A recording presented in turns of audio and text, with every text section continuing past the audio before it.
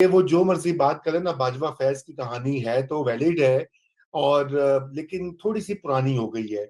उसकी वजह यह है कि इस वक्त जो सरे दस मसला आवाम को है वो 40% महंगाई, डॉलर की गिरती चढ़ती हुई कीमत, और जो भी पेट्रोल और डीजल की कीमतें आसमान पर पहुंच गई हैं। अभी तो मजीद उनमें इजाफा होना है। आज फिर डॉलर का आलमी रेट, वो उसका तेल का आलमी रेट फी बैरल ऊपर गया है, 50-90 डॉलर क्रॉस कर गया है।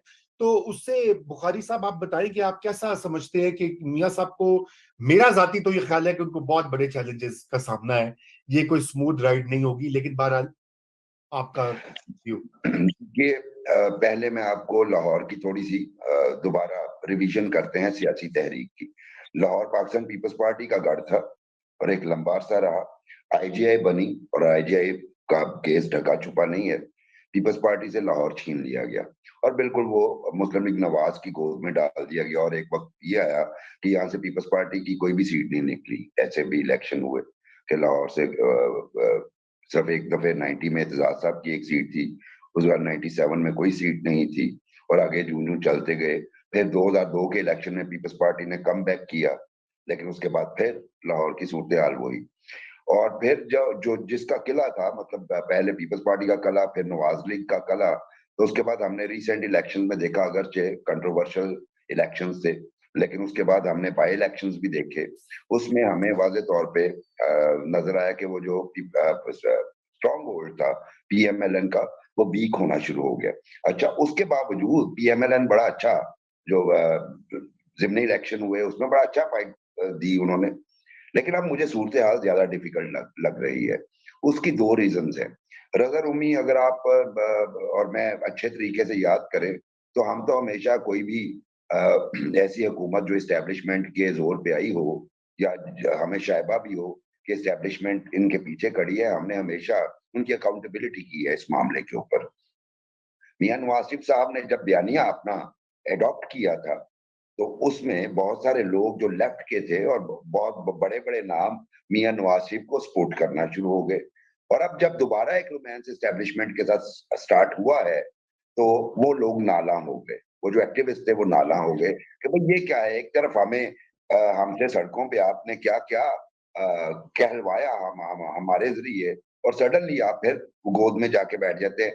एक तो डैमेजिंग फैक्टर ये है।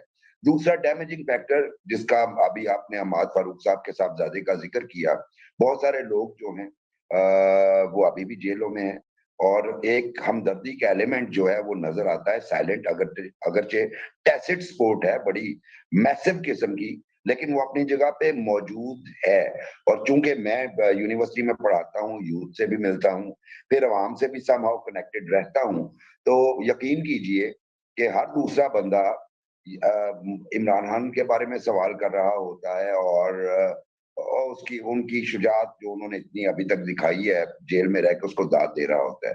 दूसरा फैक्टर ये। और तीसरा फैक्टर बिल्कुल ठीक आपने फरमाया, और आमिर इलियास राना साहब ने भी, तीसरा फैक्टर जो है वो महंगाई, जो 16 माह में हुई। और मियाँ साहब का जो स्ट्रेटेजी है वो भी आमिर साहब ने बता दी कि यार आप 16 माह को छोड़िए, एक तो हम ये फॉर्मर जनरल्स एंड फॉर्मर जजेस, वन, टू, हमारी जो परफॉर्मेंस थी क्लास की 2013 ऑनवर्ड 2018, जो उस पे बस आपने बयानिया ये बनाना है कि उस वक्त जो 72 साल तारीख थी, उस वक्त तक की पाकिस्तान की इकोनॉमी जो थी ना, वो तमाम अदवार से बेहतरीन थी। उसमें आटा, चीनी, गैस, इलेक्ट्रिसिटी और फ्यूल प्राइसेस और डॉलर प्राइस और डेप्रिसिएशन, वो सारा कुछ जो था ना वो आइडियल था। ऐसा कभी भी बेहतर नहीं हुआ। और आपको अभी जो नून लीग की प्रेसर्स हो रहे हैं, न्यूज कॉन्फ्रेंसेस हो रही हैं, आपको वो बयानी की झलक उसमें नजर आनी शुरू हो गई है। एक बात। दूसरी बात, इस्तकबाल के लिए बहुत जोर लग रहा है।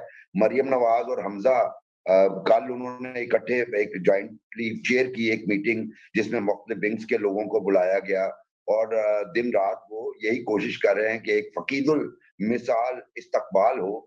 अच्छा, ये भी बदकिस्मती रही है मियां नवाज शरीफ साहब की कि जब जब वो पाकिस्तान आए हैं, वो जो बेंचमार्क हमने बनाया हुआ है बेनजीर भुट्टो साहब वाला, वो बेंचमार्क उनके हिस्से में नहीं आया कभी। हमेशा कहीं ना कहीं जो है, मसलन लास्ट टाइम जब वो आए थे और अरेस्ट हुए थे, हम भी एक्सपेक्ट कर रहे थे कि यार देखें, बाप बेटी अपनी इल वाइफ को छोड़ के आ रहे हैं और अरेस्ट होंगे, तो यहाँ पे तो खिड़की तोड़ रश होगा। लेकिन आप देखिए कि बहुत सारे लोग तो एयरपोर्ट तक पहुंच ही नहीं पाए और वहां से वो बड़े आराम से अरेस्ट होके जेल भी चले इसमें गए। आप चाचू की मसलहत पसंदी ना भूले। वो भी एक बड़ा फैक्टर था। और इस दफे बहुत जोर लग रहा है और ये भी पता चल रहा है कि मरियम ये फाइनलाइज करने के बाद चली जाएंगी लंदन। हो सकता है हमजा भी जाए और मियां शहबाज शरीफ भी जाए और ये सारे फिर वापस आए, ताकि ज्यादा से ज्यादा वोटर्स को अट्रैक्ट किया जाए। लेकिन मेरा ख्याल है कि वोटर को या सपोर्टर को किसी भी मकाम पे पहुंचने के लिए पेट्रोल की जरूरत होगी, वो बड़ा महंगा है। तो और शायद अगेन मुझे लगता है कि नहीं वो नहीं, वाला बड़ी पहले कर।